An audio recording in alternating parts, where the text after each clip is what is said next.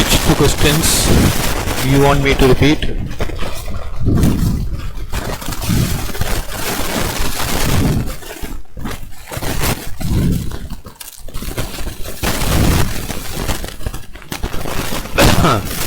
Proposal, you understood, all of you?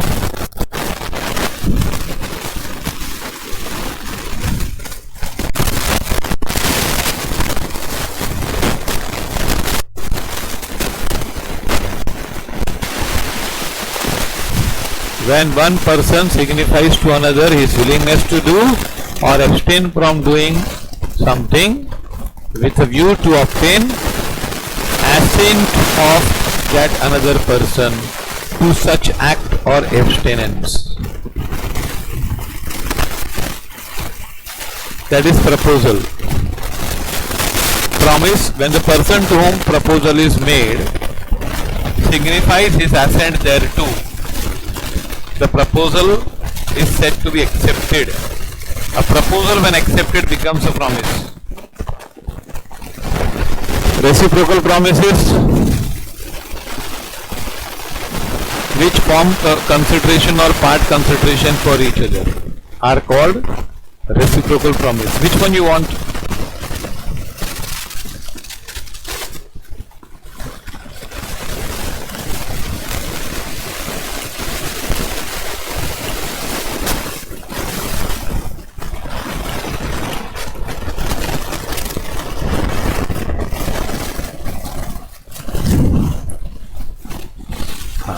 So we were doing definition of proposal, promise, reciprocal promise.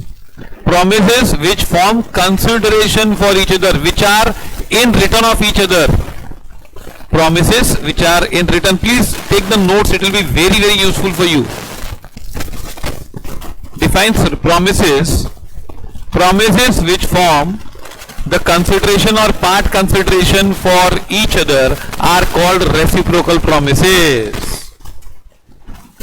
They are for in return. Promise के बदले promise, return promise बोलते हैं ना, मतलब RETURN.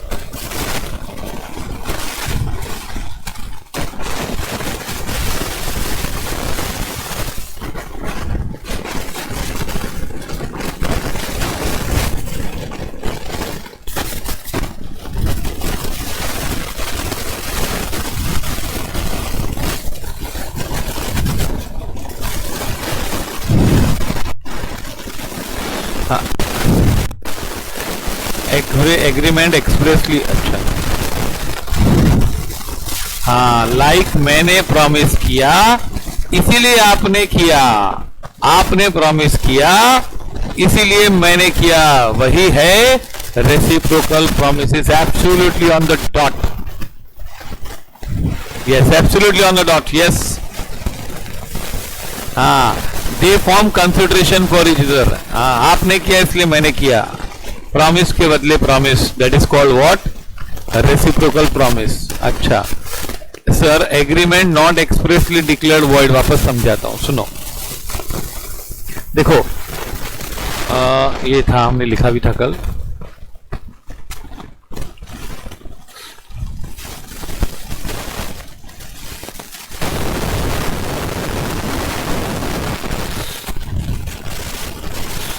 सी क्या होता है? एग्रीमेंट होता है ना, सम एग्रीमेंट्स आर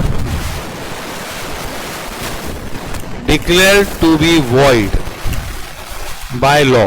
मतलब लॉ ने खुद ही बोल दिया है कि भाई ये सब एग्रीमेंट में सब कुछ है, लेकिन इनको हम नमस्कार करते हैं, इनको वॉइड है, इनको हम नहीं सुनेंगे.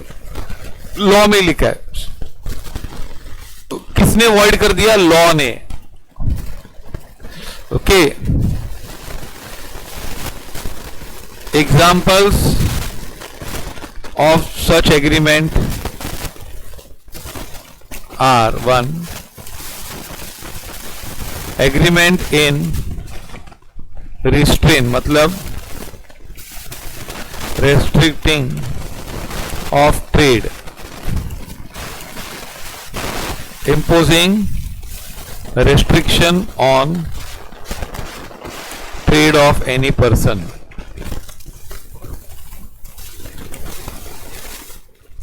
Agreement in restraint of marriage,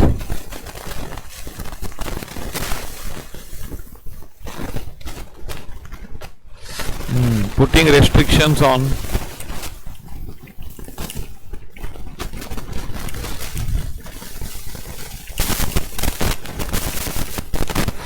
ये सब एग्रीमेंट क्या है? सरकार ने, इनकी लिस्ट है, 10-12 एग्रीमेंट है, उनको बोला है कि ये सब एग्रीमेंट वॉइड है। उसमें सब फ्री कंसेंट है, सब है, लेकिन सरकार बोलती है भाई ऐसे एग्रीमेंट हम नहीं सुनते, ये एग्रीमेंट नहीं चलेगा। ओके, थर्ड बताओ, agreement giving up parental right.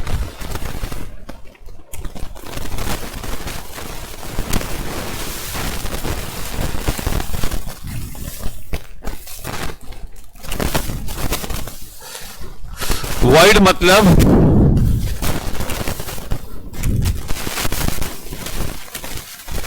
No party can go to court,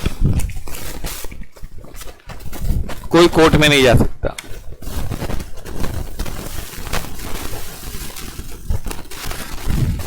तो our agreement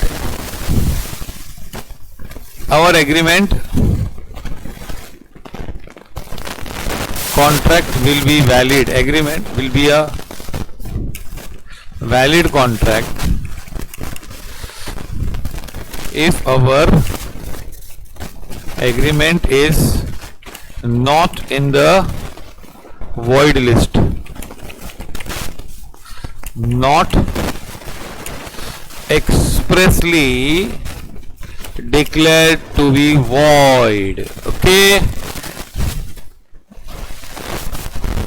void नहीं होना चाहिए।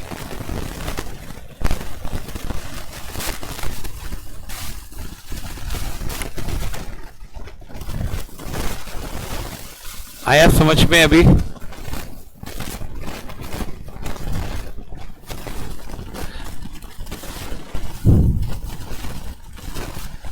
मतलब गवर्नमेंट की लिस्ट है भाई, ये सब एग्रीमेंट वॉइड है, इसमें कोई आदमी कोर्ट में नहीं जाएगा। वो लिस्ट पूरी हम बाद में डिस्कस करेंगे। 3 एग्जाम्पल मैंने लिस्ट के दे दिए हैं।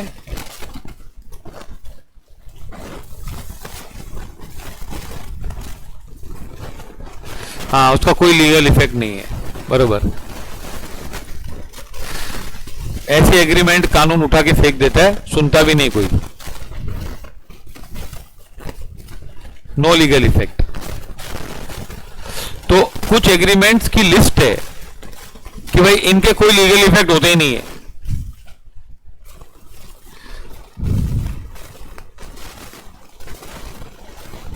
तो कॉन्ट्रैक्ट अपना वैलिड कब होगा? अपनी एग्रीमेंट इस लिस्ट में होनी चाहिए कि नहीं होनी चाहिए? Our agreement should be in this list और not in this list.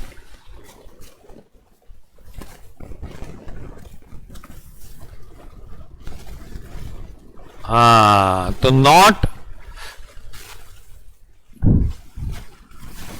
once you reply our agreement should be in the list or not in the list. Textbook की first line, which one? This one, ये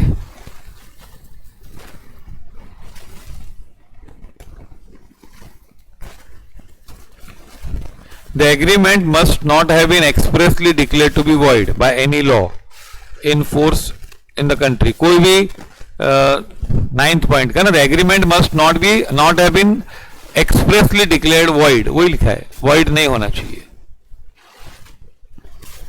है ना। फिर लिखा है Indian contract act specifically declared certain agreement to be void. Okay, agreement in restraint of trade, agreement by way of wager are examples of such agreements.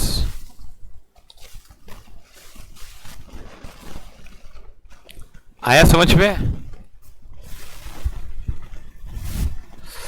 Follow this. हाँ, और किसी को डाउट है तो पूछ लो, नो प्रॉब्लम. बिकॉज हम starting में सब बेसिक करके जाएंगे, फिर रिपीट करेंगे तो अच्छा हो जाएगा, मतलब हमारे को फिर आगे एकदम फास्ट हो जाएगा. हाँ, कंसेंसस एडिटिव मतलब मीटिंग ऑफ माइंड, मतलब दोनों लोग के विचार में एक ही बात होनी चाहिए. कंसेंसस मतलब एक मत, one view. Suppose I am selling you a car. I have two cars. I want to sell Maruti car, and you are under the impression that I am selling you a Mercedes car. मेरे पास एक मारुति और एक Mercedes है, तो I am telling I want to sell a car. तो तुझे दिमाग में Mercedes है और मेरे दिमाग में मारुति है, तो there is no meeting of mind. So there should be agreeing upon the same thing in the same sense at the same time. एक चीज के ऊपर दोनों लोग एग्री हुए कि हाँ भाई इसी की बात कर रहे हैं. I have two horses, black horse and white horse. So I want to sell a horse. You are thinking that I am selling, अरे Mercedes. मैं लूंगा Mercedes, तुम लगता है तुम लोगों को भी? हाँ? मैं तो एक्टिवा चलाता हूं, एक्टिवा भी नहीं, नावी. हाँ, सेम थिंग में सेम सेंस होना चाहिए. ओके, एग्जाम्पल दे रहा हूं Mercedes का, ताकि तुम लोग इंप्रेस हो. मैं कभी मर्सिडीज से इंप्रेस नहीं हुआ. ओके,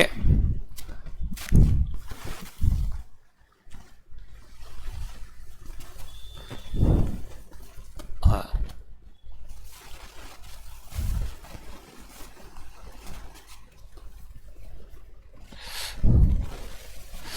ठीक है. और कुछ डाउट है? प्रॉमिस का मतलब, प्रपोजल का मतलब समझा?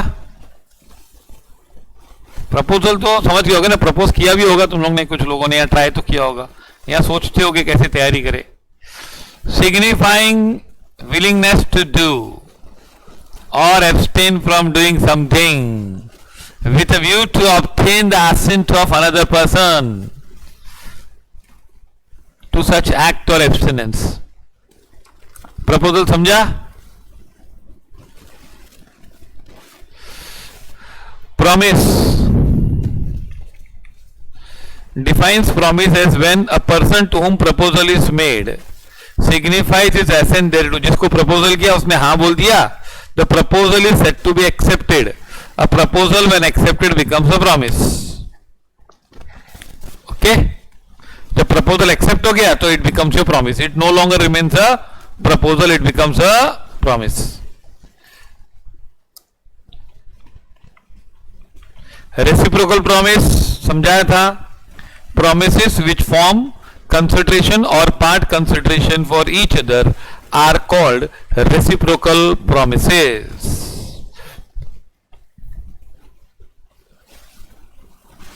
The person who makes the promise is called promiser. The person accepting the proposal is called promisee.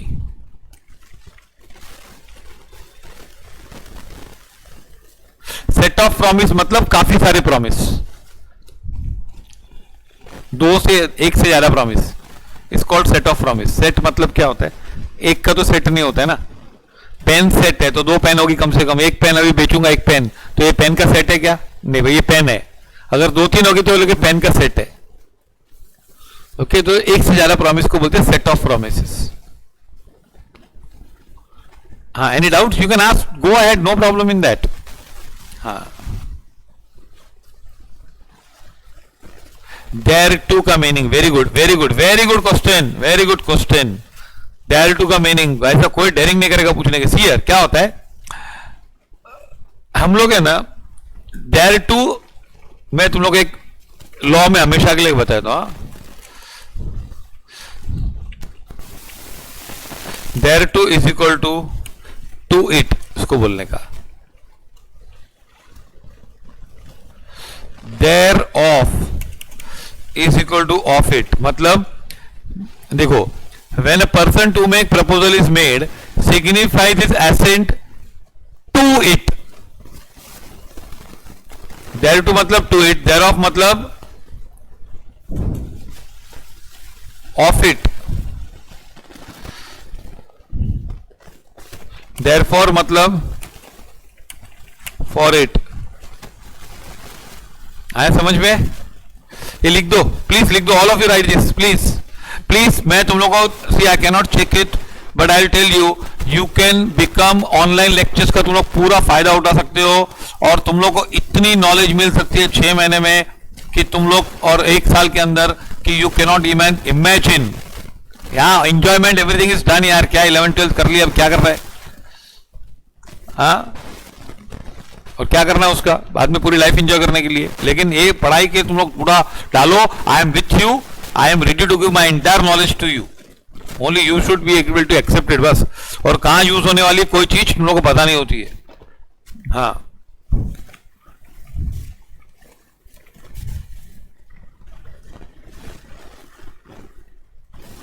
आगे देयर का meaning.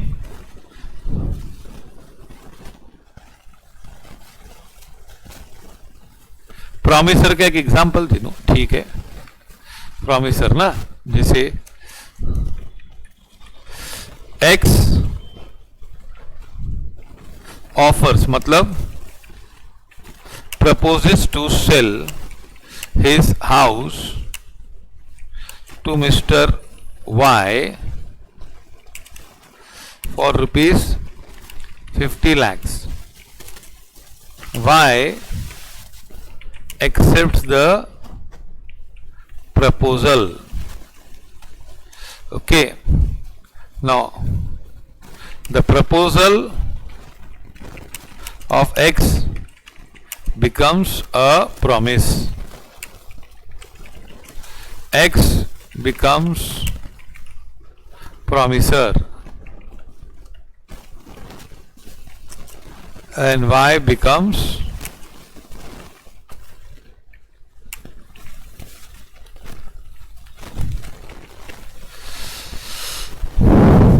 X becomes the promiser, Y becomes the promisee. Okay, और promise क्या उसमें? Promise is equal to sell the house, ये है ना. हाँ, फिर समझा ये? अच्छा, इसमें Y भी प्रॉमिसर है, ये लिख दो, बहुत अच्छा है. Y also has also promised to pay ₹50 lakhs. तो प्रॉमिस क्या है? प्रॉमिस पे 50 lakhs है, तो इसमें Y is promiser, X is promisee. समझे? ये पूरा स्टोरी आ गया.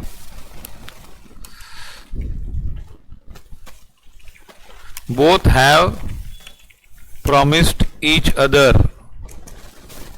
therefore such promises are called reciprocal promises. Hence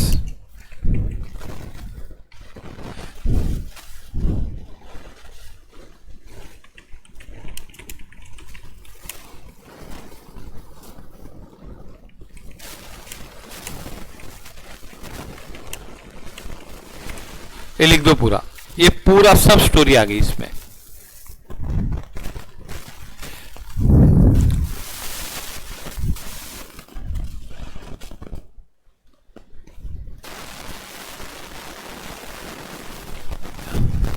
लिख रहे हो ना तुम लोग? X offers to sell his house to Y for ₹50 lakhs. Y accepts the proposal. Y ने हाँ बोल दी. The proposal of X becomes the promise. X becomes the promiser, Y becomes the promisee, and promise कौन सी है? Which is, what is the promise? Sell the house. Y has also promised to pay ₹50 lakhs. Promise is equal to pay 50 lakhs. Y is the promiser.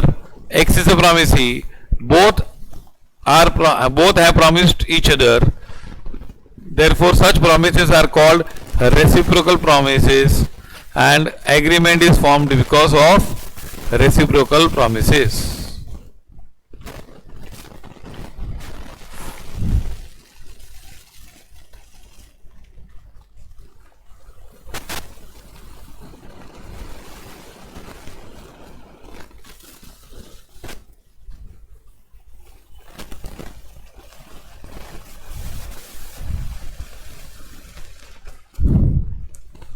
आया समझ में?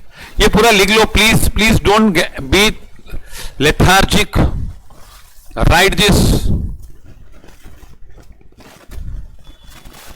लिख लिया सबने? आया समझ में? प्रॉमिसर, प्रॉमिसी, हाँ लिख लो फटाफट.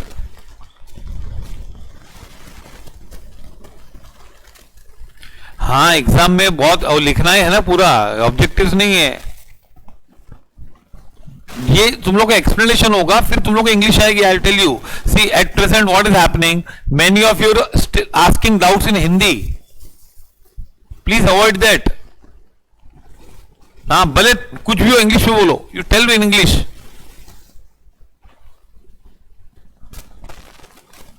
Yes we have to write paper in English. या promise is said to be consideration for each other. Yes, these both promises are consideration for each other. That is why it is called reciprocal promises. And reciprocal promises or set of promises which form consideration for each other are called agreement.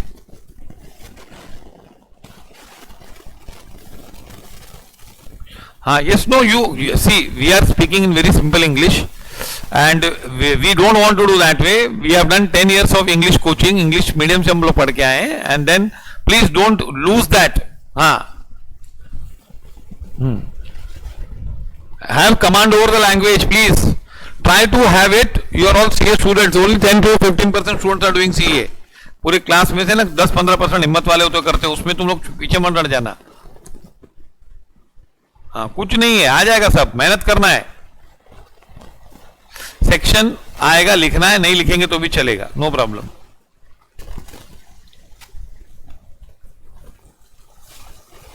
No you have to see, you try. I am not here. You try in English. You try to learn in English also.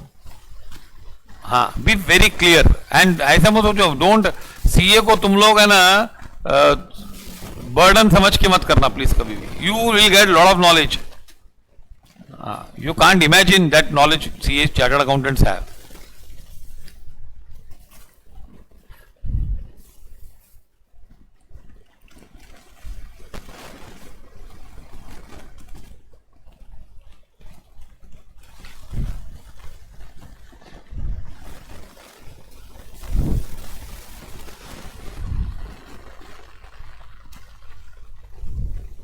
लिखा?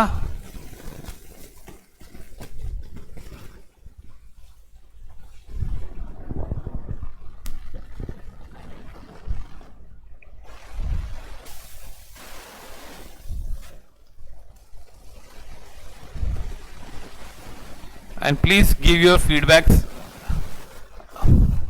हाँ yes followed, not followed, या कुछ भी है तो फटाफट feedback दिया करो.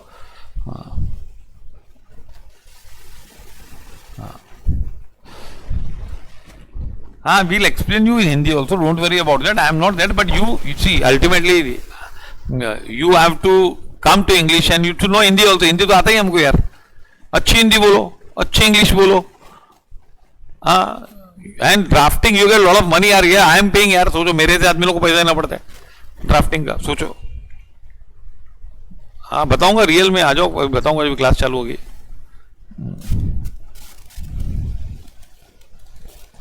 Follow this. चलो अभी कॉन्ट्रैक्ट क्या है? An agreement enforceable by law. This we have been doing since the beginning. अच्छा, now there are some contracts here. यहां पे जैसे प्रॉमिस हो गया, एग्रीमेंट हो गया, वॉइडेबल कॉन्ट्रैक्ट, वॉइड कॉन्ट्रैक्ट. यहां पे फिर से लिखा हुआ है valid contract, void agreement, void contracts, voidable contract. Now, valid contract means what? Valid contract means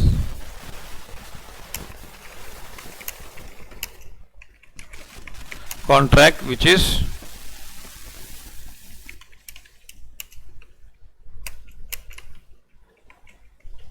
enforceable in the court of law. A contract is an agreement enforceable by law. It creates legal rights and obligation. Contract may be classified in terms of enforceability or in terms of their form or their performance. Now पहले valid contract. An agreement enforceable at the court of law is a valid contract. ऐसी agreement जिसको हम court में जाके enforce कर सकते हैं is a valid contract. जो agreement plus enforceability is equal to valid contract. We have done this, है ना. उसकी condition they, consensus ad idem, intention to create legal relationship, lawful consideration, lawful object, capacity, free consent, possibility of performance, certainty of terms, है ना. ये सब था कि नहीं. And not expressly declared to be void, and the last was legal formalities. ये 10 conditions थी हमारे पास. An agreement enforceable at the court of law is called valid contract. An agreement becomes a valid contract when all essential elements of a contract as laid down in section 10 are fulfilled. Okay, तो ये valid contract होता है. Which is enforceable? All essential elements which are mentioned in section 10. Section 10 में जो भी लिखा है वो सब फुलफिल करो तो agreement becomes a valid contract. A valid contract creates rights in personam, that is right against a particular, can be enforce against a particular person only. Rights in personam. See there are two kinds of rights.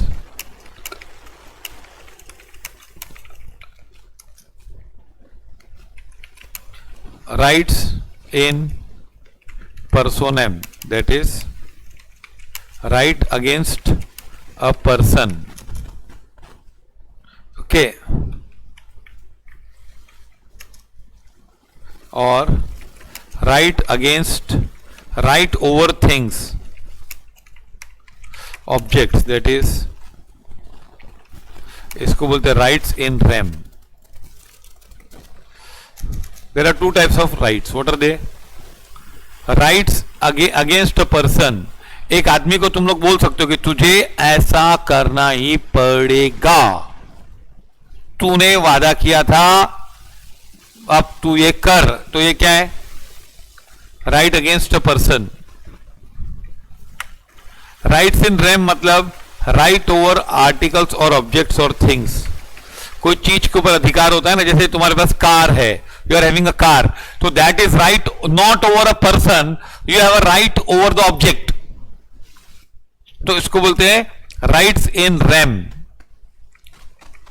इसका दूसरा नाम भी है जस इन पर्सोनम. जस मतलब rights,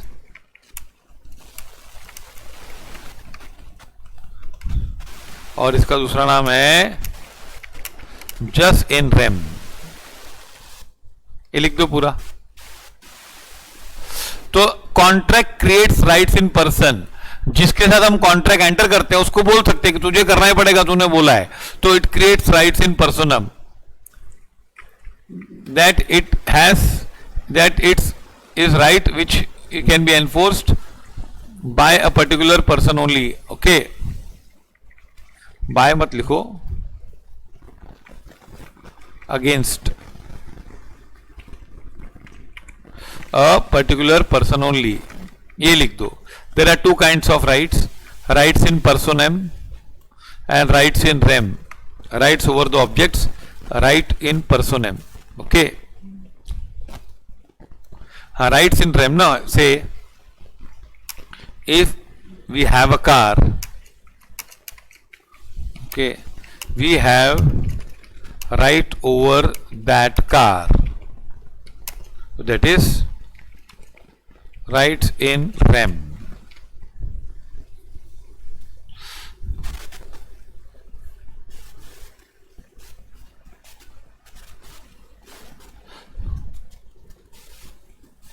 intangible assets का भी rights, that is also things. हाँ,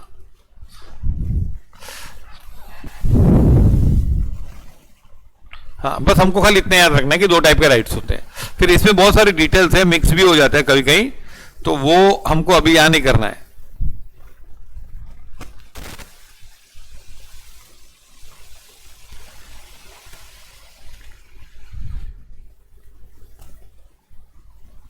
हो गया लिख के.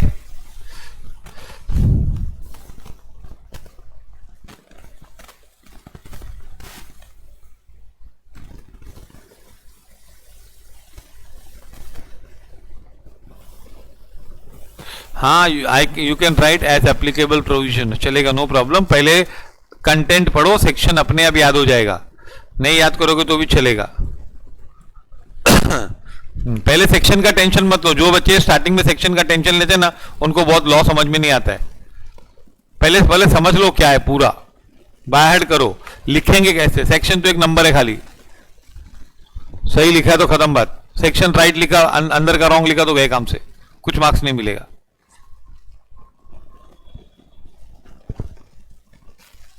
पहले you see the content, that is more important.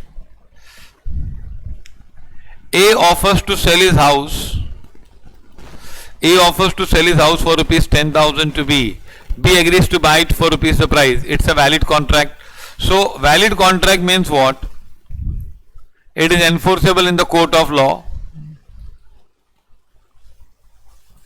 An agreement becomes valid contract when all the essential elements of a contract, अगर सेक्शन 10 की रिक्वायरमेंट फुलफिल करते हो, if you comply with the conditions of section 10, we have done this 10 conditions और not. हाँ, अभी मैंने repeat किया. A contract creates rights in personam that it rights which can be enforced against a particular person only. Void agreement, what?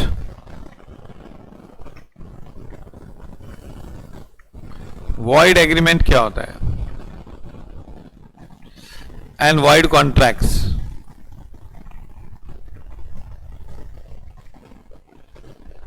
See here, अब मैं लिखा हूं क्या होता है. Listen here. वैलिड समझ गया सबको?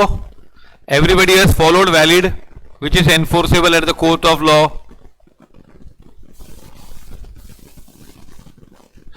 Please be responsive. ऐसे नहीं चलेगा बच्चों.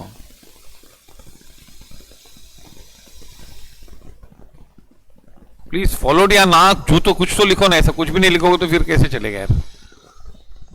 You tell me no. हाँ, हाँ, फॉलोड है तो लिख देने का sir. Followed followed followed, FNF. बोलो क्या सवाल है? किसी को कुछ है सवाल, क्वेश्चन है तो पूछो.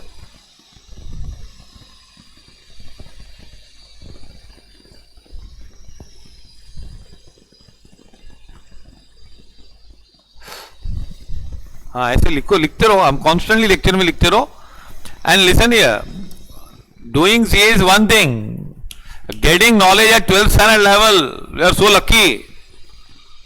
हाँ, फटाफट एकदम आ जाएगा तुम लोगों को लाइफ पूरी समझ में. कॉन्ट्रैक्ट आ गया तो वॉइड कॉन्ट्रैक्ट, न सी वॉइड एग्रीमेंट, वॉइड कॉन्ट्रैक्ट, न सी हियर. मैं बता दो क्या इसका सबका मीनिंग एक साथ बताता हूं.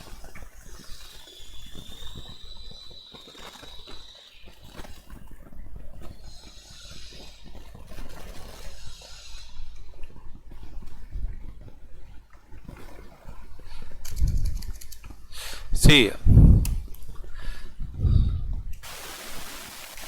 when both parties can go to court to enforce agreement, तो ये क्या होता है? Valid contract. When none of the party can go to court to enforce, तो वो होता है एनफोर्स एग्रीमेंट और कॉन्ट्रैक्ट. तो वो होता है वॉइड एग्रीमेंट और वॉइड कॉन्ट्रैक्ट. दोनों में से कोई कोर्ट में नहीं जा सकता, तो वॉइड कॉन्ट्रैक्ट और वॉइड एग्रीमेंट होता है। इन दोनों में क्या फर्क है बताता हूं। Nobody can go to the court, जैसे ना X agrees to sell his horse to Y for ₹20,000. The horse has already died and X is not aware about it. तो ये क्या है? It is a void agreement that is not enforceable from the beginning. X ने Y को बोला मैं horse बेचूंगा, I will sell a horse to you. Horse already मर चुका है यार, X को मालूम नहीं था, गांव में हॉर्स था, X को लगा है हॉर्स, घर वालों ने बताया नहीं, हॉर्स मर चुका है. तो ये एग्रीमेंट एनफोर्स हो सकती है क्या? पहले हॉर्स ही मरा हुआ था, जब बोला तभी मरा हुआ था, तो इट इज नॉट एनफोर्सेबल ना. अच्छा, एनफोर्सेबल कभी से नहीं है, स्टार्टिंग से, बिगिनिंग ना. यस, बिगिनिंग से. बिगिनिंग को क्या बोलते हैं मालूम ये लोग लॉ में? एब इनिशियो. बिगिनिंग को बोलते हैं एब initio. X agrees to sell his horse to Y for ₹20,000. The horse is already died and X is not aware about it. It's a void agreement, not enforceable from the beginning. Now, X agrees on 7th March to sell his horse to Mr. Y on 15th March, है ना, for ₹20,000. The horse died on 10th March. तो क्या हो गया? अभी उसने बोला 7 तारीख को एग्री किया कि मैं 15 तारीख को तुझे हॉर्स बेचूंगा. तो ये एग्रीमेंट क्या थी? Agreement was enforceable in the beginning, but agreement became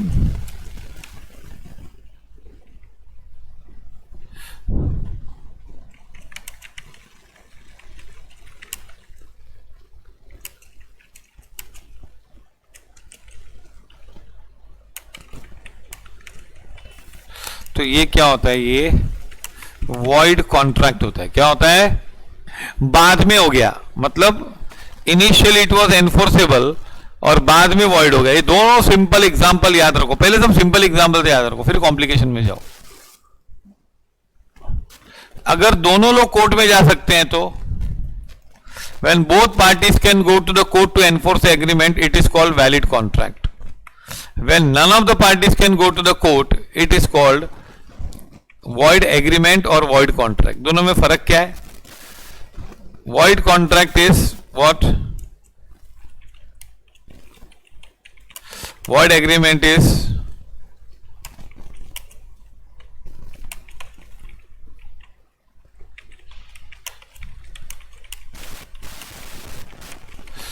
void agreement is not enforceable from the very beginning. Okay, that is void ab initio. आया समझ में? ये यहां तक समझा सबको?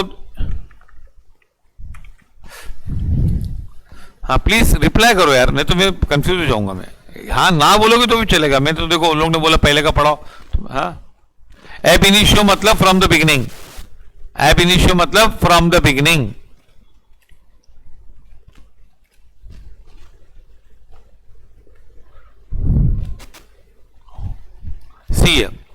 अगर दोनों एक एग्रीमेंट करते हैं और दोनों पार्टी कोर्ट में जा सकते हैं टू एनफोर्स इट, तो उसको बोलते हैं वॉइड वैलिड कॉन्ट्रैक्ट, क्या बोलते हैं उसको, वैलिड कॉन्ट्रैक्ट। आया समझ में, ये पॉइंट समझ में आया जिसको डाउट है? Both can go to the court, तो it is called valid agreement. ये समझ में आया पॉइंट? फिर आगे जाऊं।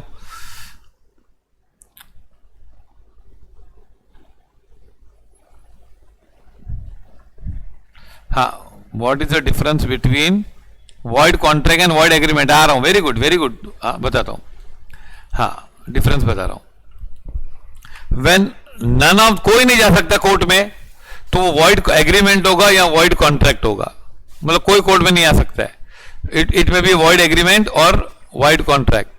जैसे ना, अगर स्टार्टिंग से वॉइड था, मतलब जैसे एक्स ने वाई को बोला horse, I am selling the horse to you, but horse उसी के पहले मर चुका था, तो this is a impossible agreement, it is void from the very beginning.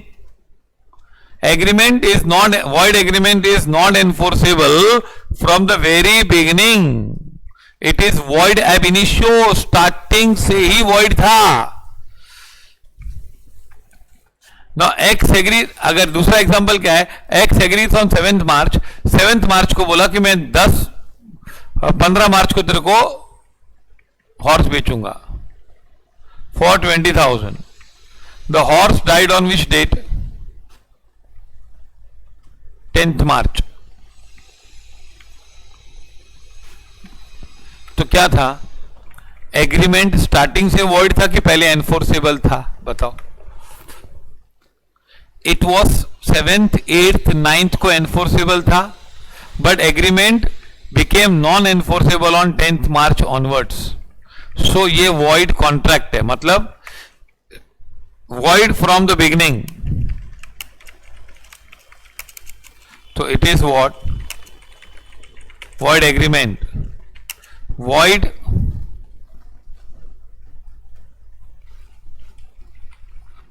Afterwards, तो ये क्या है,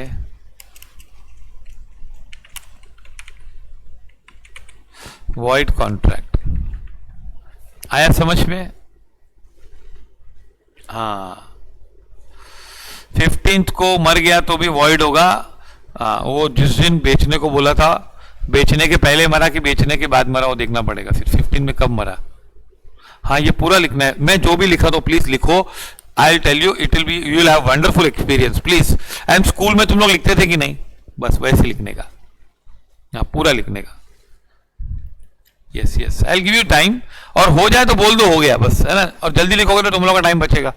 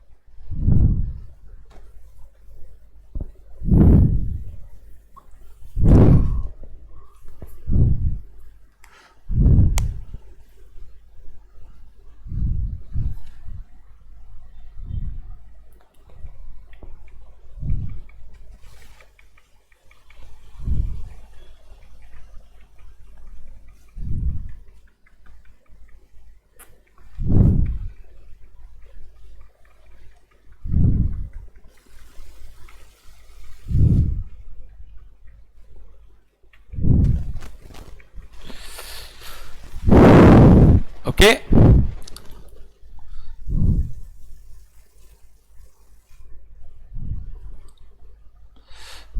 सो अभी हम रीड करें ऊपर क्या लिखा है। हाँ, ये तुम लोग के नोट्स भी हो जाएंगे ना, याद भी रहेंगे पूरे।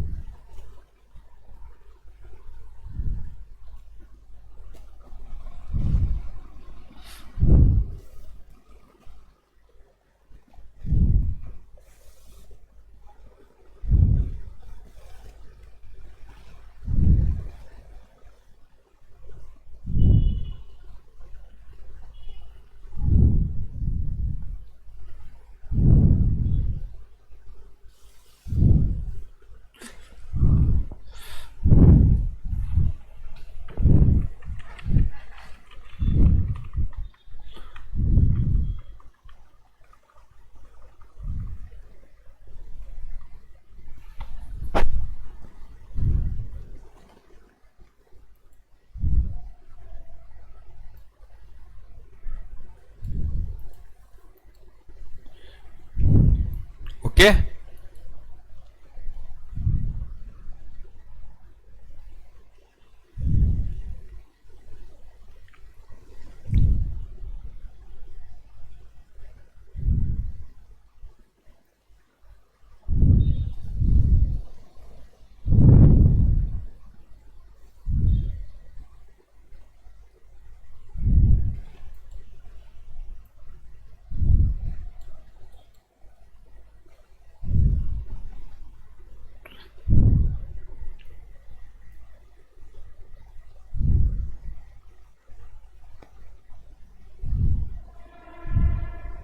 हो गया सबका ना लिख के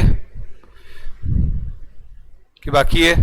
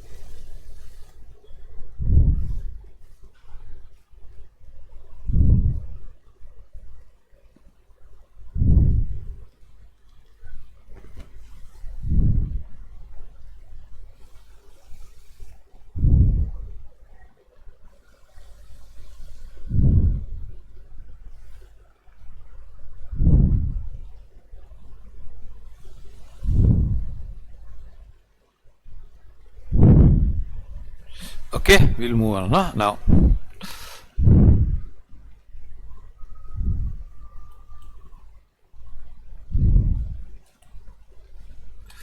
Now see, हाँ इसमें बहुत डिटेल में देखो, पहले वॉइड वैलिड कॉन्ट्रैक्ट हमने किया कि नहीं? N agreement enforceable in the court of the law is a valid contract. The agreement becomes valid contract when all the essential elements of a contract as laid down in section 10 are fulfilled. section 10 की fulfill कर दो. A valid contract creates rights in personam, मैंने बताया, ये भी लिखा तुम लोग ने शायद. हाँ ये डन ना. Void agreement. Agreement is defined. An agreement not enforceable by law is said to be void. Such an agreement is void ab initio, that is void from the very beginning. It is not enforceable and it is not enforceable from the beginning, which implies that such agreement is unenforceable. Unenforceable मत word लिखना, ये unenforceable word reserved है. Unenforceable के जगह लिखना not enforceable. Okay, right from the time they are made. Such an agreement does not result into contract at all. Agreement with a minor is void ab initio. और मैंने horse का example दिया ना, void ab initio, horse का example दिया मैंने पहले ना, तो ये समझा void एग्रीमेंट पहले नीचे भी लिखा है हमने, ये भी लिखा है. ओके, माइनर मतलब 18 साल से कम.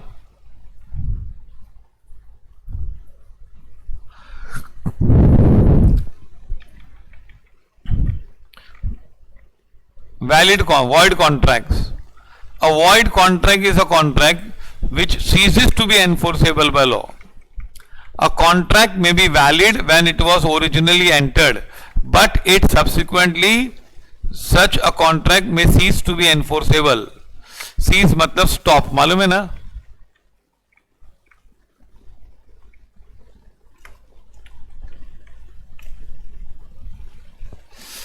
A void contract is a contract which ceases to be enforceable. A contract may be valid when originally entered into. मतलब originally enter था, but बाद में वो ceases to be enforceable. It was enforceable. Starting में बराबर था. For example contract, एक horse का तो एग्जाम्पल दिया ही मैंने तुम लोग को. Contract to import goods from foreign countries a valid contract. However, if after the contract has been entered into, war breaks out between two countries, the contract then becomes void. Suppose say China के साथ, China से हम माल import कर रहे हैं और contract enter किया Chinese के साथ, तो वो कॉन्ट्रैक्ट वैलिड कॉन्ट्रैक्ट है, it's a valid contract. However, after the contract has been entered into, war breaks out. हमारा कॉन्ट्रैक्ट एंटर हुआ तो वॉर आ गया, युद्ध छिड़ गया, तो क्या होगा?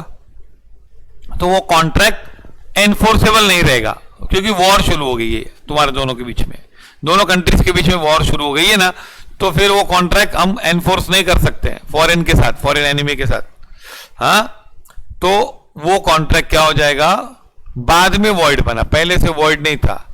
अ void agreement is not enforceable right from the beginning, whereas a void contract is valid at the time of entering but subsequently becomes void. आया समझ में?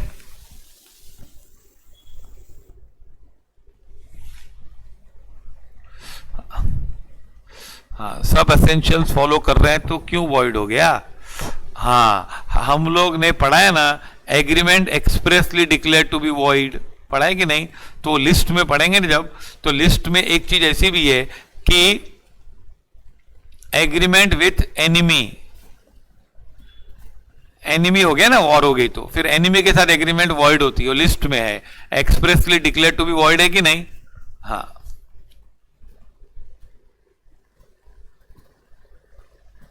हाँ वॉइड हो जाता है, उन लोग ने एक्सप्रेसली डिक्लेयर किया, जैसे restraint of marriage, restraint of trade void है ना, वैसे agreement with a person of enemy country.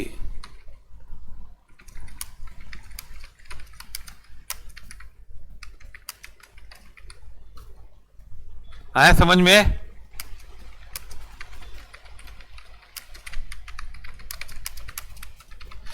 Agreement with person of enemy country is expressly declared to be void.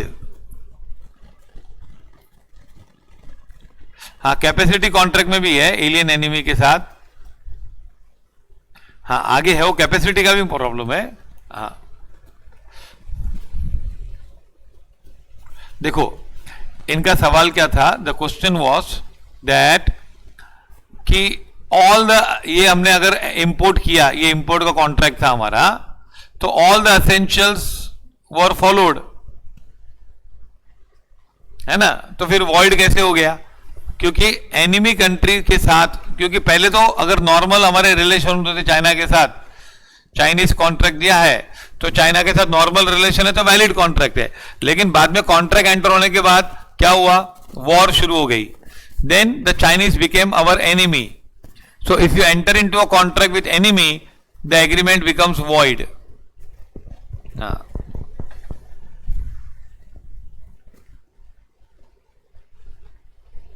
तो एग्रीमेंट, ये इनका सवाल था कि वॉइड कैसे हो गया, तो मेरा जवाब है कि agreement with a person of enemy country is expressly declare to be void. मतलब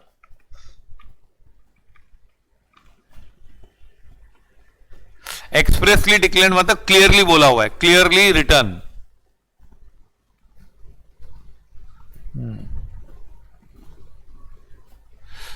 कोई रिस्पॉन्सिबल नहीं लॉसेस के लिए, that you have to suffer the loss. Nobody will pay you the loss, parties will suffer, that is their problem. हाँ, वो country का सवाल है, तो आपको लॉस हुआ तो आपको तो पहले होना चाहिए कि फॉरेन वाले से एग्रीमेंट करते हैं तो रिस्क होती ही है, वो सबको पहले से पता है, तो गवर्नमेंट कुछ भर के नहीं देगी उसमें.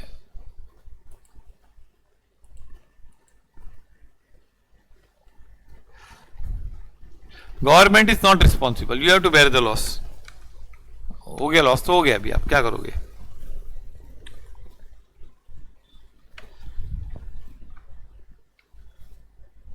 Follow this.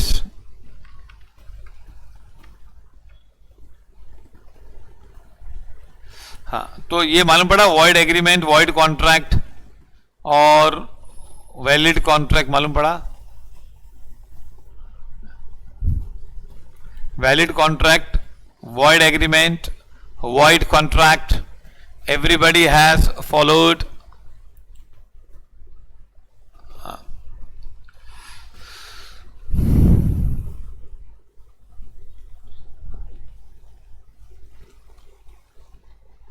एंड प्लीज, हाँ थोड़ा ध्यान दो, आराम से हम लोग.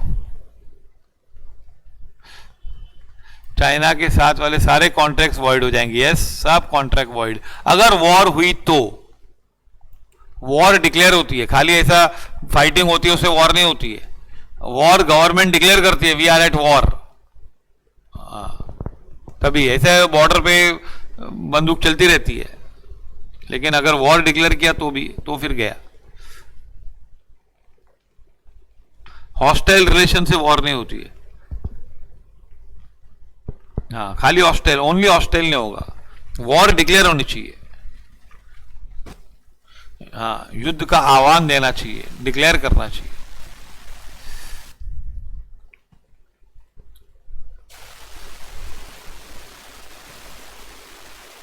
ठीक है। A void contract, a contract which ceases to be enforceable by law, मतलब क्या? आगे मत पढ़ो, पहले बोलो। वॉइड कॉन्ट्रैक्ट मतलब contract which ceases to be enforceable. Ceases to be enforceable मतलब क्या? It was enforceable, no. Ceases to be enforceable मतलब क्या? कि पहले वो एनफोर्सेबल था, अब एनफोर्सेबल नहीं रहा। सीजेस मतलब स्टॉप। यस,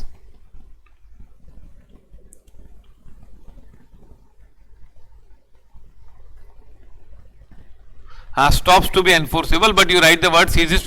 तो स्टॉप्स टू बी एनफोर्सेबल मतलब पहले एनफोर्सेबल था वो, है ना। आई हैव स्टॉप्ड स्मोकिंग मतलब, तो मतलब पहले स्मोक करते थे ना आप, तभी स्टॉप करोगे ना।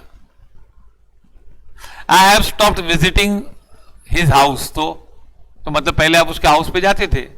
तो which ceases to be enforceable, it means, इसका मतलब बोल रहा है कि वो पहले एनफोर्सेबल था, अब एनफोर्सेबल नहीं है। becomes void when it ceases to be enforceable. वाह, a contract which ceases to be enforceable becomes void when it becomes void when it ceases to be enforceable. Example ये देखो, an agreement to sell a house to a minor is void agreement as it is not enforceable from the very beginning. An advance payment with respect to void contract is recoverable through principle of equity. It means, it does not mean that void contract is enforceable. ये ना, ये example छोड़ दो, अभी तुम लोग को मैंने हॉर्स का एग्जाम्पल दिया है ना, ये एग्जाम्पल दिया, देखो ये छोड़ दो। Okay, on 15th March January A agrees to, वो जो लिखा है ना माइनर का वो कैंसिल कर दो। On 15 January, A agrees to sell his horse for 500 on 20th March. The horse dies on 10th March. 10th March को मर गया horse. The performance was possible at the time when it was made. However, its performance become impossible on account of that. So the contract becomes void when the horse dies. So it's a void contract. क्या है ये? Void contract. आया समझ में clearly?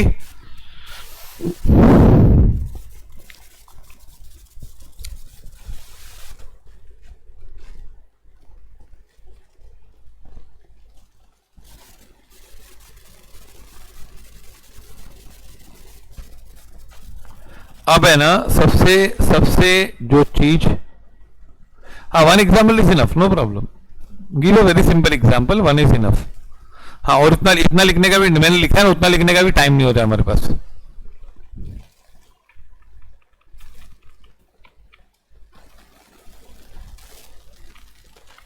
Section 2(1) defines voidable contract as under. Voidable contract अब है ना सबसे टफ। हाँ, one example is enough, no problem. ये मैंने बताया तुम लोग अभी, सब ये तुम लोग लिखा ना, अभी आगे लिखो। वॉइडेबल कॉन्ट्रैक्ट, नसीयर when both can enforce to valid contract. नहीं, वॉइड और वॉइडेबल अलग है, नहीं अलग है, अलग है, अलग है। वॉइड और वॉइडेबल अलग है, नो अलग है, पूरा अलग है। देखो ये पूरा अलग है, ये वॉइडेबल तो अभी शुरू हो रहा है।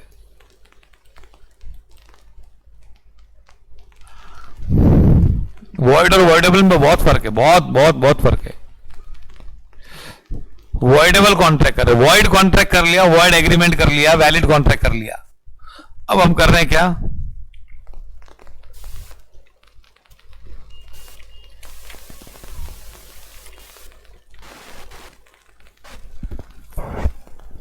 हाँ, वॉइडेबल कॉन्ट्रैक्ट क्या होता है, see when a contract is enforceable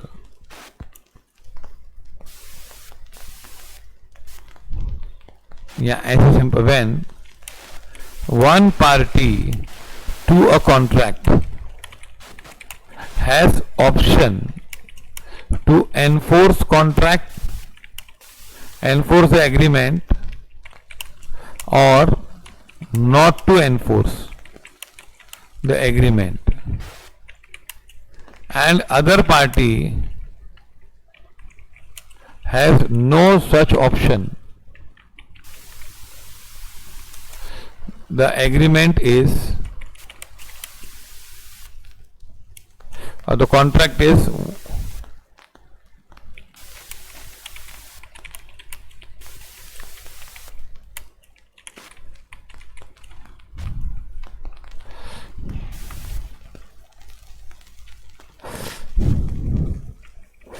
when one party to the contract has option to enforce the agreement or not to enforce the agreement। हाँ, ये पहले ऐसे नहीं समझेगा, लेकिन पहले पढ़ लो क्या है। एक पार्टी को ऑप्शन है, एग्जांपल दूंगा, 10 एग्जांपल दूंगा इसमें, डोंट वरी। एक पार्टी, दो पार्टी होती है, दोनों कोर्ट में जा सकती है, दोनों जा सकती है कोर्ट में, तो क्या है वो, वैलिड कॉन्ट्रैक्ट। दोनों नहीं जाएंगी, nobody can go to court, तो दोनों पार्टी में से कोई कोर्ट नहीं जाएगा, बस कोई कोर्ट ना बोल देगी उसको, तो इट इज वैलिड एग्रीमेंट, और sorry it is void agreement या वॉइड कॉन्ट्रैक्ट। स्टार्टिंग से ही नहीं जा सकते थे तो वॉइड एग्रीमेंट, और पहले जा सकते थे लेकिन बाद में ऐसा हुआ कि नहीं जा सकते अभी, nobody can go to the court, तो क्या होगा, वो वॉइड कॉन्ट्रैक्ट होगा। अब ये क्या है, दो पार्टी है, फिर से one party can go to the court, उसकी मर्जी चाहे वो जाए या नहीं जाए। One party has option to go और not to go to the court. Suppose court ऊपर है, दोनों पार्टी है, वन पार्टी को चाहिए कि वो जा भी सकती है कोर्ट में, नहीं भी जा सकती है, लेकिन दूसरी पार्टी को हिलने का अलाउड नहीं है। Second party can not go to the court, तो ऐसा कॉन्ट्रैक्ट बोलता है वॉइडेबल कॉन्ट्रैक्ट। हाँ, अब एग्जांपल दो, सपोज से X shows a gun to Y, X ने Y को गन बताया and forces Y to purchase property of X whose value is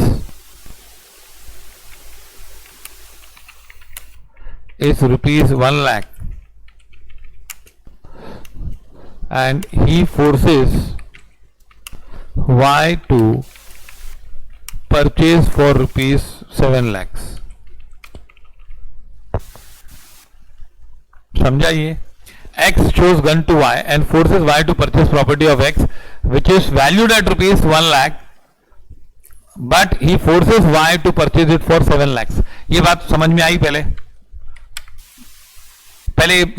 ये मैंने लिखा वो समझ में आया कि 1 लाख की प्रॉपर्टी थी, एक्स ने उसको गन दिखाई और बोला 7 लाख में खरीद, और एग्रीमेंट कराया।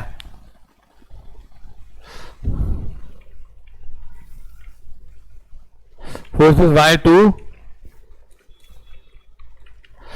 Agree to purchase. ये आया समझ में?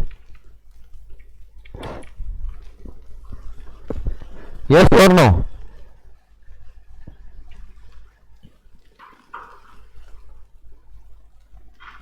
एक ही बच्चे ने यस लिखा है। हाँ, ये समझ में आया ना, थ्रेटनिंग डैमेज, वेरी गुड। हाँ, ये कोएर्शन है, क्या है? Now coercion. Now, if Y wants, he has अबे Y के ऊपर coercion हुआ है ना. If Y wants, he can enforce the agreement by going to court. Or if Y desires, Y wants, he can cancel the contract. That is not enforce. Whereas X has no such option. अब है ना, उसने बोला कि है ना, हाँ देखो, when one party to a contract has option to enforce the agreement or not to enforce the agreement, उसकी मर्जी है enforce करे या नहीं करे, and other party has no option. जैसे X ने बंदूक दिखाई Y को और बोला ये मेरी 1 लाख की प्रॉपर्टी है, 7 लाख में साइन कर, 7 लाख दूंगा, 7 लाख में एग्रीमेंट कर. नो Y अगर चाहे, सपोज Y ने एग्रीमेंट कर ली डर के मारे, कुछ दिन बाद उसका डर दूर हो गया. Now Y is not fearing X. Now Y में टेल टू X कि मेरे को 7 लाख में बेच, चल 7 लाख ना, I want it for 7 lakh. So he can enforce the agreement by going to the court. Y चाहे तो. अब तुम लोग बोलोगे ऐसा क्यों चाहेगा Y? भाई 1 लाख की प्रॉपर्टी 7 लाख में क्यों खरीदता है? सपोज Y को खरीदना है तो चलेगा, मुझे 7 लाख में भी चलेगा. तो Y कैन टेल कि नहीं X तुझे 7 लाख में बेचना ही पड़ेगा. खरीद सकता है ना, मर्जी है. X ना बोले तो भी हो सकता नहीं, मेरे को खरीदना है, चल तूने एग्रीमेंट किया था, हाँ भले गन दिखाया तो no problem, I am not worried about that, you sell me. हो सकता है कुछ प्रॉब्लम है. और Y चाहे तो कैंसिल भी कर सकता है कि नहीं खरीदना जाए भाई, तू तो गन दिखाया था. तो हुए वो ऑप्शन X और Y. प्लीज बोलो, आंसर दो यार. Y has option. Y has option to continue और डिसकंटिन्यू, है कि नहीं? And X has no such option. X के पास कुछ नहीं है, पूरा गेम Y के ऊपर है. तो सच contract is called what? Voidable. What?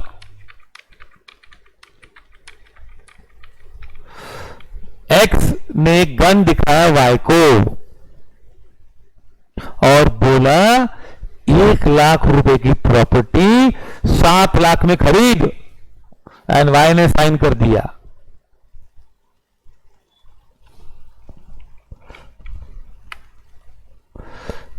Follow this first example. This now Y has an option. Y चाहे तो 7 लाख में खरीद सकता है. He can tell to X, okay चलो 7 lakhs, take this 7 lakhs and give me the property. कर सकता है कि नहीं? एक 7 लाख में क्यों खरीदा कि 1 लाख की, that's a different issue. But if X wants, sorry, if Y wants, he can force X to sell the property at 7 lakhs. Or if Y desires, he can cancel the property. भाई मेरे को नहीं चाहिए, तो तूने तो gun दिखाया था मुझे यार, बंदूक दिखा के किया था, मैं नहीं जा करूंगा जा. तो Y has an option to enforce the agreement or not to enforce the agreement. Y has both the options, to enforce it or not to, and X has no option. So such agreement is called what? Voidable contract. क्या है? It is voidable contract. मतलब Y can make it void. What? If Y wants, Y can make it void.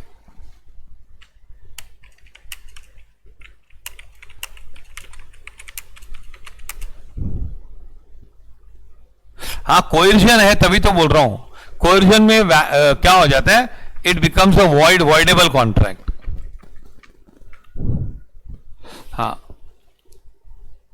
हाँ, voidable, valid नहीं रहता contract, it becomes a voidable contract. If Y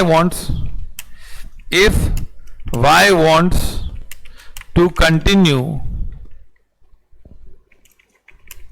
with the contract, it becomes a valid contract. Follow this? नहीं, अगर Y को चाहिए तो, अभी अगर वाई चाहे तो कुछ भी कर सकते हैं ना आप।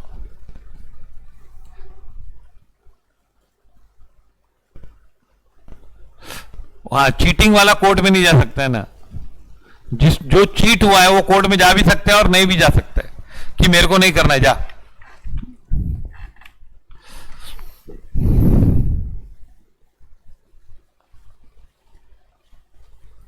और कुछ सवाल पूछने इसमें से आपको, एनी क्वेश्चंस?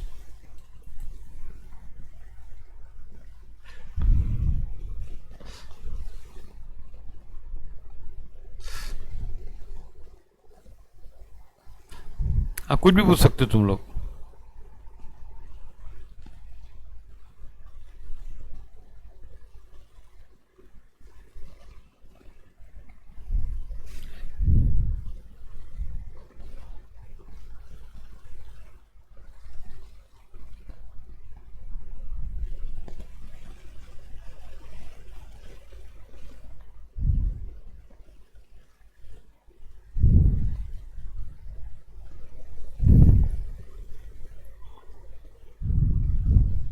अरे एक्स को क्यों राइट्स नहीं है? एक्स ने चीटिंग किया है, एक्स ने तो गन दिखाई, उसको क्या राइट्स देंगे हम लोग? एक्स ने तो बंदूक दिखाई है।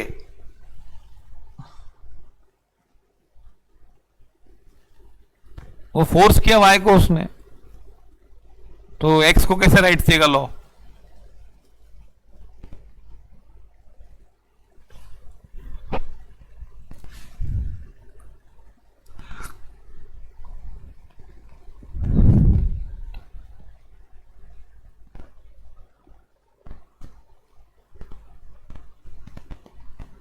वाई क्यों कंटिन्यू करेगा? Very good.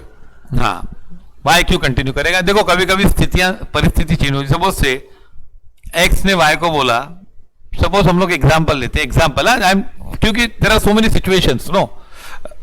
वाई क्यों कंटिन्यू करेगा? बिकॉज सिचुएशन में be such. For example say X forces, X cannot discontinue, X अभी वाई के ऊपर पूरा है, y has option to continue or discontinue. X cannot discontinue. He has no such option. Okay, because उसने corrosion किया था ना। सपोज अभी द सवाल था कि y कंटिन्यू क्यों करेगा ना, फिर बरोबर। हाँ, फॉर एग्जाम्पल से एक प्रॉपर्टी है मीरा रोड वेस्ट में, सपोज एक खाली जगह है, वहां पे प्रॉपर्टी है, 1 लाख में भी कोई लेता नहीं है।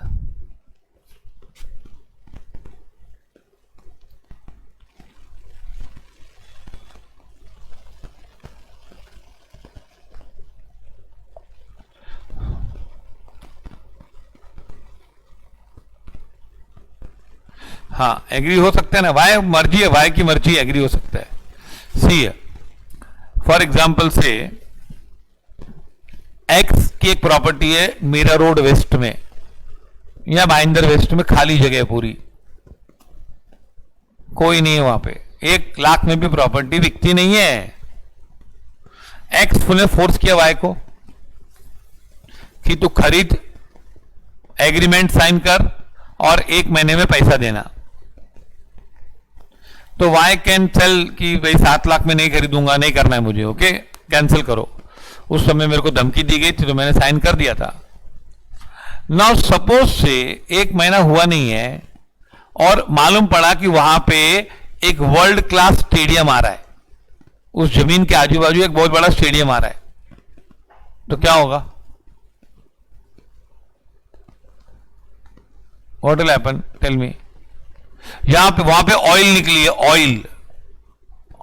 ऑयल के कुएं निकले हैं मीरा रोड वेस्ट में, तो वो प्रॉपर्टी 1 लाख की प्रॉपर्टी अब 1 करोड़ की हो जाने वाली है, तो वाई में टेले ओके 7 लाख में ला भाई, तू तो बोल रहा था 7 लाख में दे रहा हूं। फ्यूचर में प्राइस राइज होगा, लेकिन अभी सपोज अभी प्राइस राइज हो गया, फ्यूचर में तो बहुत होगा, लेकिन कुछ डेवलपमेंट हो गई है। Government has announce that we will develop Mira road west for tourism, तो भाव बहुत बढ़ गए, या बोला एयरपोर्ट आ रहा है, तो कुछ भी डेवलपमेंट हुआ तो Y is finding it lucrative, तो वाई में continue, there can be empty number of reasons, and if there are no reasons Y will discontinue also, Y की मर्जी है। हाँ, हमारा सवाल ये कि वाई क्यों कंटिन्यू करेगा कि नहीं, वाई कर सकता है कि नहीं कंटिन्यू, अगर वाई चाहे तो। हाँ, क्यों का भी हम क्यों में देयर में भी thousand of reason, Y is continuing. Okay, तो ये पता चला voidable.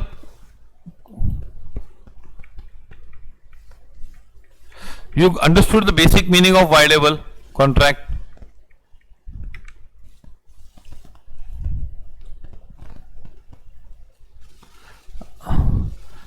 If Y wants, Y can make the contract void. If he wants to continue, then it becomes a valid contract. Okay? Y की मर्जी है।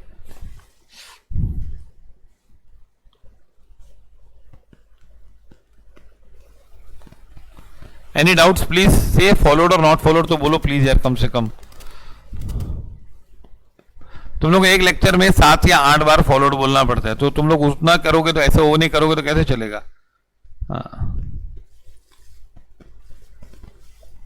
हाँ, मैं खाली तुम लोग से थोड़ी बोलता हूँ डाउट मत पूछो, मैं तो बोलता हूँ पूछो, पर तुम लोग चुप बैठ जाओगे तो मुझे पता कैसे चलेगा। और मैं हम घड़ी घड़ी रिपीटेडली बोल रहा हूँ, अभी भी 4-5 लोगों ने खाली फॉलोड लिखा है आउट ऑफ 35, ऐसा नहीं चलता है ना।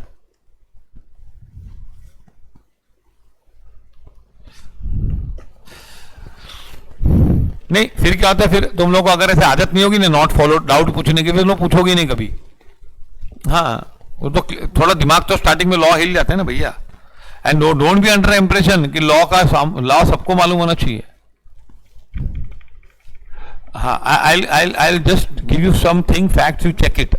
देखो लॉ कितना इंपॉर्टेंट बताता हूं।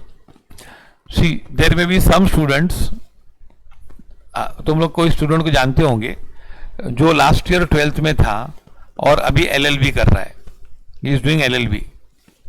कोई बच्चा होगा तुम लोग का पहचान वाला।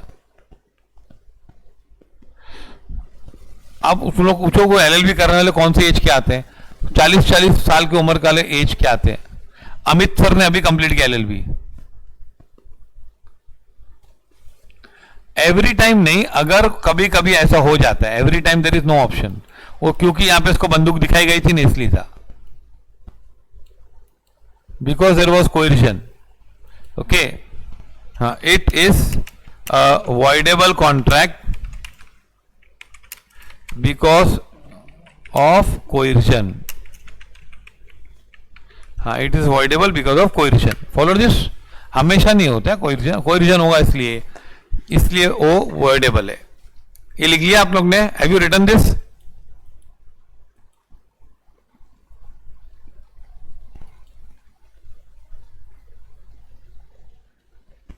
Okay, so we'll move on now.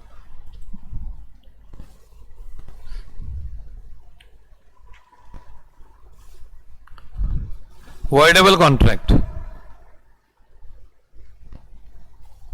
An agreement which is enforceable at law at the option of one or more parties. Option है उसको एनफोर्स करने का, ऑप्शन है।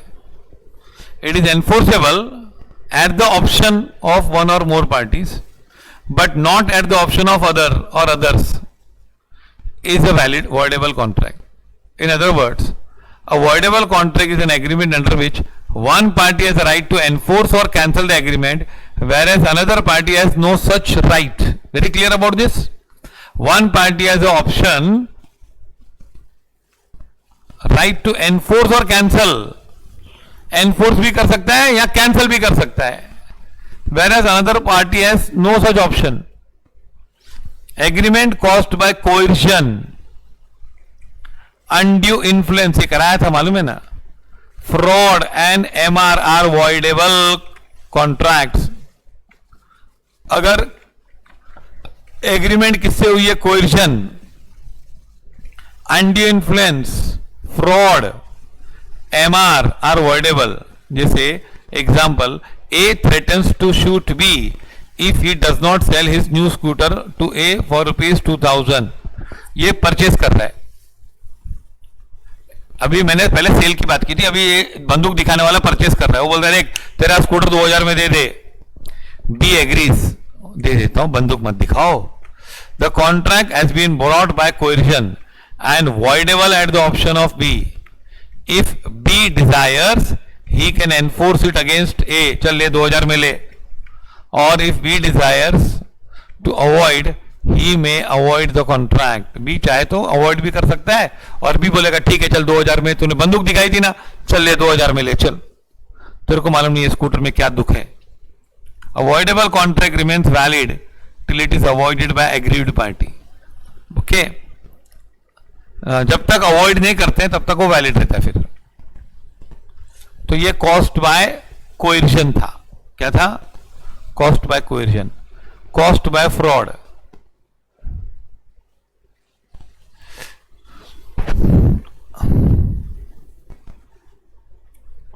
टाइम ड्यूरेशन कुछ नहीं होता इसमें. रेसेंट करने का टाइम ड्यूरेशन होता है, रीजनेबल टाइम में करना चाहिए. You should cancel with in reasonable time.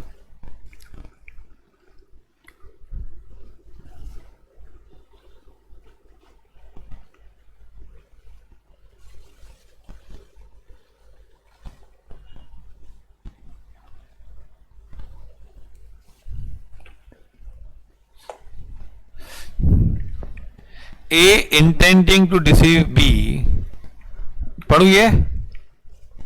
A intending to deceive B falsely represents that 500 tons of indigo was made annually at A's factory.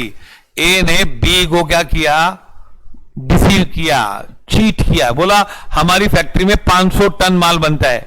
Okay, Indigo एक चीज होती है. ओके, 500 टन बनता है. And thereby induces B to buy the factory. B को बोला factory खरीद, 500 ton बनता है.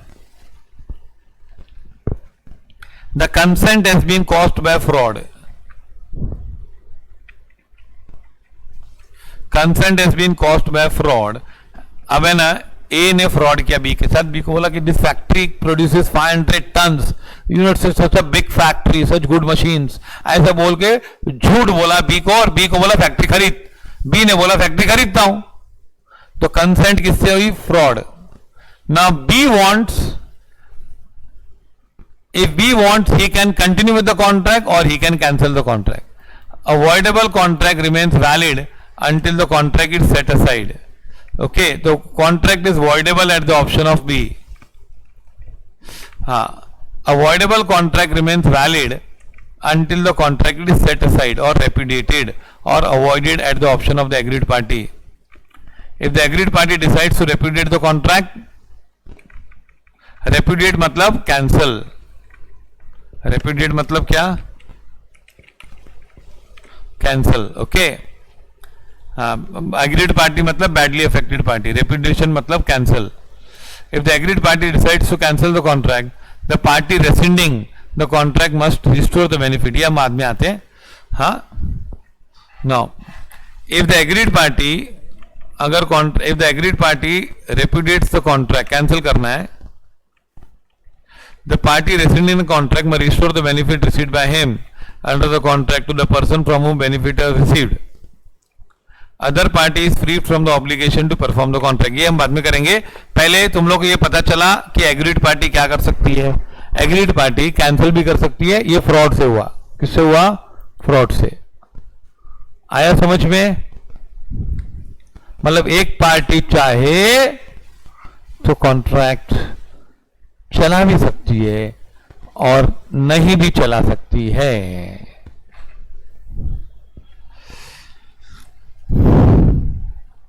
फॉलोड यस और नो.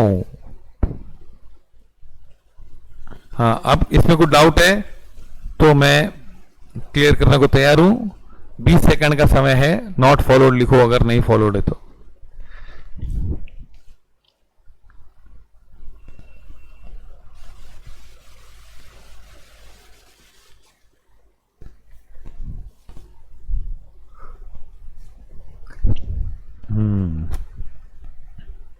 हाँ, अब है ना, अगर कॉन्ट्रैक्ट कैंसिल करते हैं, क्या करते हैं, if the contract is cancelled then parties should give each other whatever they have received. The contract, the party rescinding the contract must restore the benefit received by him under the contract to the person from whom benefit has been received. अब ये बताता हूँ meaning. अगर party आप cancel कर रहे हो, you are cancelling the contract, then you should restore the benefit. Okay, so that will continue next time. Okay, हाँ, और इलीगल एग्रीमेंट, फिर ये चैप्टर खत्म हो जाएगा नेक्स्ट लेक्चर में. एक्सप्रेस यूनिलैटरल है. ओके, फर्स्ट चैप्टर है, हर चीज बहुत समझानी पड़ती है, इसलिए टाइम लगता है. ओके, बाकी चैप्टर्स में इतना टाइम नहीं लगेगा एक्सेप्ट फिफ्थ वन.